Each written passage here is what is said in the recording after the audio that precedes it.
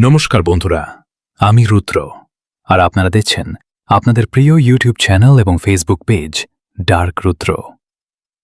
আজ আপনাদের নিয়ে এসেছি পূর্ব মেদিনীপুরের নন্দকুমার ব্লকের এমন এক ঐতিহ্যের জায়গায় যেখানে মাটি আজও কথা বলে। আমি আজ দাঁড়িয়ে আছি চুনাখালী গ্রামের মধ্যমপল্লীতে। বন্ধুরা, এ মন্দিরটার ইতিহাস শুনলে অবাক হবেন। একসময় এটি পুরোপুরি মাটির তৈরি এক প্রাচীন কালী মন্দির ছিল।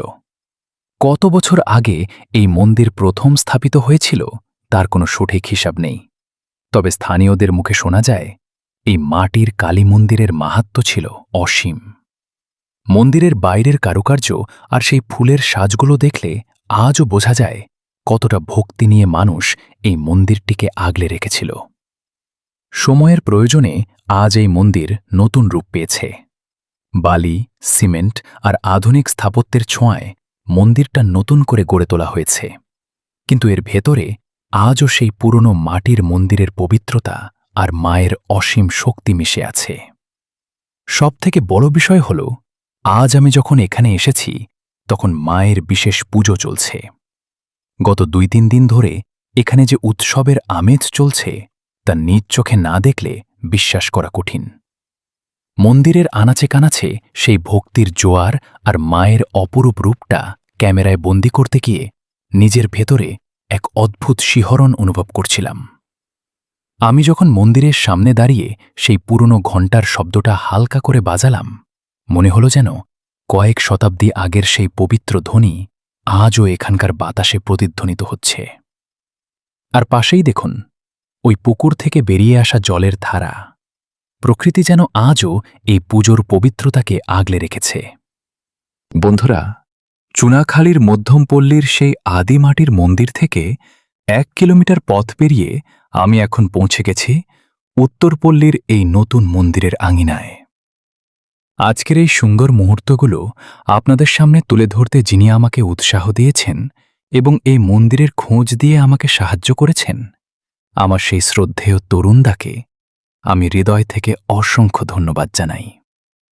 তরুণদা, তোমার এই অমূল্য সাহায্যের কারণেই আজকে চুনাখালীর এই ঐতিহ্যবাহী মন্দিরগুলো সবার সামনে উঠে আসতে পারল। আপনারা যারা এই ভিডিওটি দেখছেন, আপনাদের কাছে আমার বিনীত অনুরোধ, এই অঞ্চলের গৌরবময় ঐতিহ্যকে শুধু নিজেদের মধ্যে সীমাবদ্ধ রাখবেন না। ভিডিওটি আপনাদের বন্ধুদের সাথে, প্রিয়জনদের সাথে শেয়ার করে দিন, যাতে এই মাটির টান আর বিশ্বাসের কথা বিশ্বজুড়ে ছড়িয়ে পড়ে। একটা শেয়ারই পারে এই অসামান্য ঐতিহ্যকে হাজারো মানুষের সামনে তুলে ধরতে। আমার আগের ভিডিওতে যারা কমেন্ট করে আমাকে উৎসাহিত করেছিলেন, তাদের মধ্যে উল্লেখযোগ্য কয়েকজন বন্ধু হল মিথুন কলা, cute boy, it's okay, Suman, Shivani বাগদিদি এবং রাহুল কেকে। তোমাদের প্রতিটি কমেন্ট, প্রতিটি উৎসাহ আমাকে বারবার এই শিকড়ের সন্ধানে বের হতে সাহস যোগায়। আপনারা যারা এই মন্দির দর্শনে আসতে চান, তাদের জন্য রাস্তাটা খুব সহজ। নন্দকুমার মোড় থেকে যে কোনো টোটো বা অটোতে উঠে সরাসরি টোটোওয়ালাকে বলুন খিরিশতলা মার্কেট যেতে। সেখান থেকে স্থানীয় কাউকে জিজ্ঞাসা করলেই তারা আপনাদের মন্দির পর্যন্ত পৌঁছে দেবে। খুব অল্প সময়ের পথ, আপনারা নিশ্চিন্তে চলে আসতে পারেন।